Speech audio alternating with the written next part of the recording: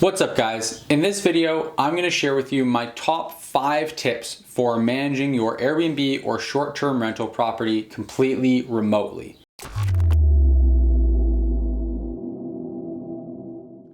Probably one of the most frequent questions I've been asked lately is, James, should I invest in a property in my own backyard, somewhere close to home that I can get to, drive to, etc.? Or should I invest in a property that's totally remote, that's in somewhere that I maybe want to vacation to, or just in an area where the return on investment looks like it's going to be the best? And my answer is always the same. My answer is always that if you want to invest in your own backyard for other personal reasons, or if the numbers are just great, then go ahead and do it. But you shouldn't do it based on the idea that you're going to go and do everything yourself and have the flexibility to go buy the property, because that's going to have you working much more in the business than on the business, and it's just not going to be high leverage for you as an investor. I highly encourage people to invest in markets because they actually are interested in that market, or because the returns are great in that market, not just because the market is close by. I am a big advocate for investing in properties remotely, and so I want to share with you in this video my top 5 tips for how to make that possible, because I find that a lot of people are really shocked to hear me say that. And a lot of people have this idea in their head that managing the property remotely is going to be incredibly challenging. And it absolutely can be if you don't have the right tools, systems, strategies in place. So that's what I want to share with you in this video to make that journey much more streamlined, much more seamless, and just overall much easier and more enjoyable for you. So with that being said, let's start with the first tip, which is having a really great and most importantly, reliable cleaning team.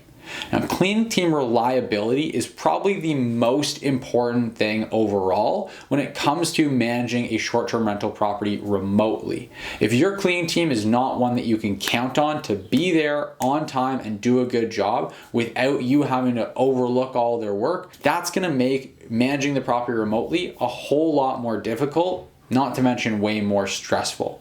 So take the time early on to screen through a few different cleaning company options.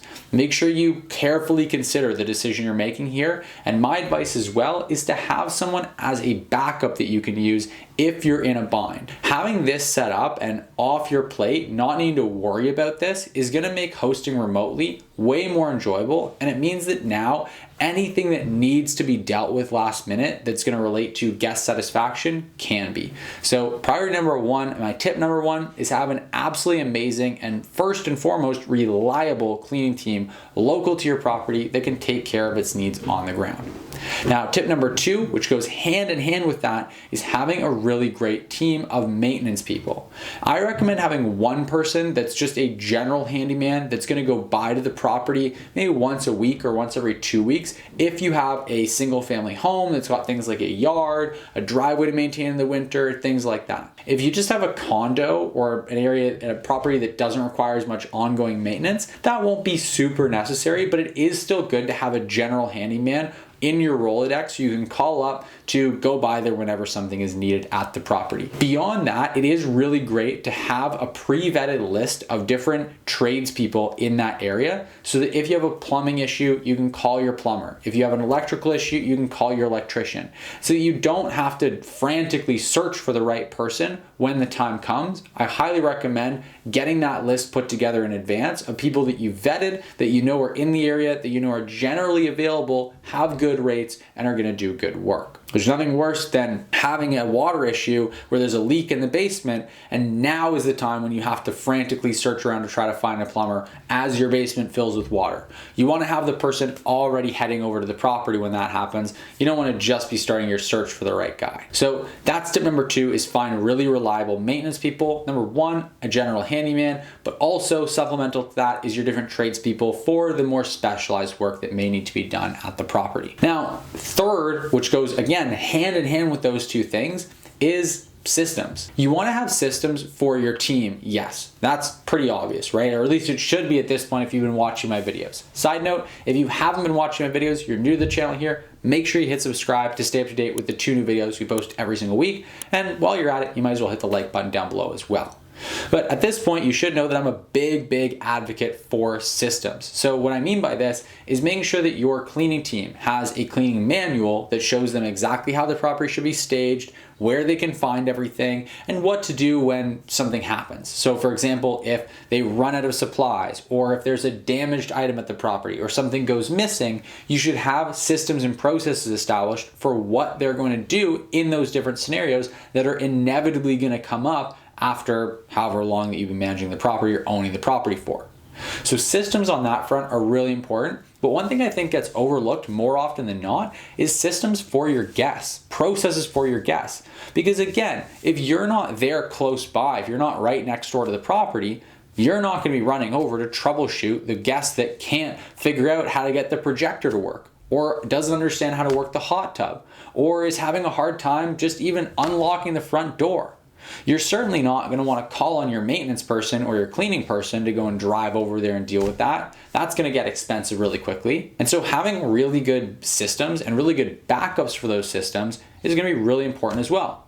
So for example, anything that can be even a little bit complicated to use, like a hot tub, a sauna, a projector, a set of speakers, whatever it might be. If I have it at the property, it might be a little bit tricky to use, then I'm going to have a video that explains in detail and shows exactly how to use that thing, including any kind of troubleshooting that might be necessary. This can be for a fireplace, this can be for a front door lock, whatever it might be. If it's gonna potentially have questions, might as well shoot a video. What I like to do is just grab my iPhone selfie style, just record a video of me going in and using the thermostat or using the hot tub, and I go flip the camera around, show them exactly what buttons I'm pressing, why, what they do. I found that this works just a lot better than written out instructions, because what people tend to do with written instructions is nothing.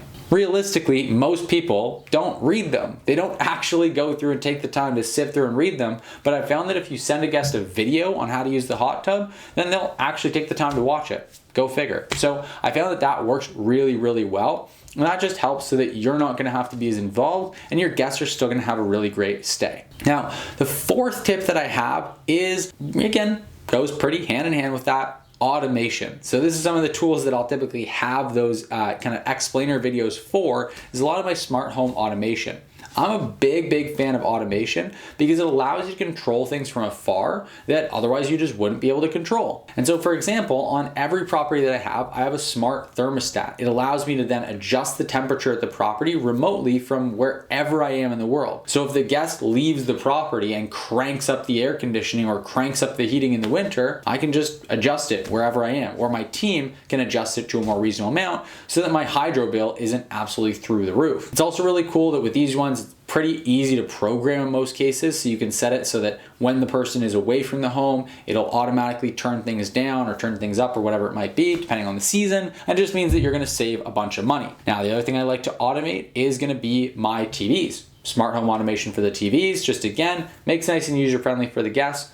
Another really great one for me personally as a host that I really love is the August lock. I like to, again, there's tons of different smart home automation options out there available for locks, specifically for door locks. I personally really like the August lock because it integrates really nicely with Airbnb and you can have different redundancies in place. So for example, I can unlock that door remotely from anywhere in the world. So if a guest is ever having a really tough time getting in, no stress, I'll just unlock the door for them. It also means that they can unlock it with their app. There's different ways you can set that up. You can also get a keypad for it so that they can punch number a new keypad. And then the last piece as well, with most of these automation things, you wanna have redundancies in place. So putting a redundancy like a lockbox in place, just in case there ever are any issues that can't be resolved through the technology, that you have that next kind of backup in place. So those are my top 4 tips. Now it's time to move on to number 5. Guys, just want to take a quick break here to say that for those of you watching who want to build cash flow and long-term wealth by purchasing Airbnbs and short-term rental properties, there's a link in the description right down below for a free training that'll walk you through my exact strategy for investing successfully in Airbnbs. Now, if you're not ready to actually buy properties and you want to get started managing other people's properties on Airbnb, the same way I got started, and build a full-time income managing other people's properties, there's actually another free training linked in the description down below as well that'll be a really great fit for you. So whether you want to invest in short-term rental properties and actually build amazing cash flow and long-term wealth by acquiring the assets, buying the properties themselves, or you're looking to earn a full-time income managing other people's properties on Airbnb, we've got some awesome trainings that are linked in the description down below that'll definitely help you out.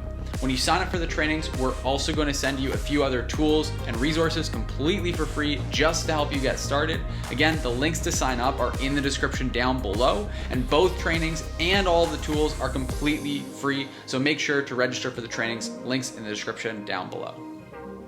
My final tip for making sure that you can manage your property remotely really effectively, and that's up here. That's your mindset.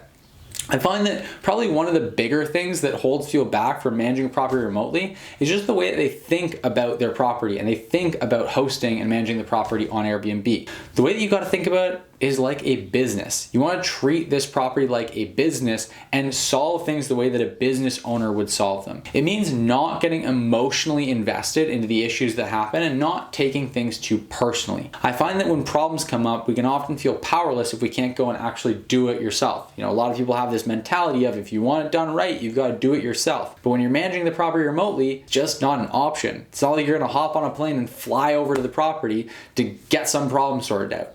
So you've got to rely on other people, and I found that that's often a mindset shift for people, is that it's not about trying to solve the problem one time, it's about trying to figure out how the problem can be solved forever. So whenever a problem comes up, just see that as an opportunity. Again, you want to train your mind to see that as an opportunity to improve your systems. If something comes up that requires your input or that means that the guest had a less than great experience, you just want to build it into your future system so that that doesn't ever happen again. Remember, any issue almost can be solved. So just focus on solving the problem. Don't take it personally. Don't get too upset about problems that happen. It's natural. It's part of the learning curve of all of this. And just try to figure out solutions that you can implement that don't require you, that are going to last and solve the problem indefinitely. Those are my 5 tips for managing property remotely. They've worked really well for me, and I find they work really well for the people we work with as well. If you have any questions, comments, anything else you want to ask or you want to know about, just let me know in the comment section down below. Like always, if you found this video helpful, if you found it valuable, if it was at all, even just enjoyable to watch, then please let me know by hitting that like button. It just tells me that you actually like this content, you want me to create more of it, and it also helps me to get these videos in front of more people. So I'd really appreciate if you take half a second and just hit that like button below the video. Last but not least, if you're new here or you're not yet subscribed, make sure you subscribe to the channel by just clicking the subscribe button down below, because we post 2 new videos every single week, and the goal with every single one of them is just to help you to perform better with short-term rentals, whether you manage them, invest in them, host them, whatever it might be. So just make sure you subscribe to the channel if you want more of that. All that being said, thank you so much for being here. Thank you so much for watching, and I will see you in the next video.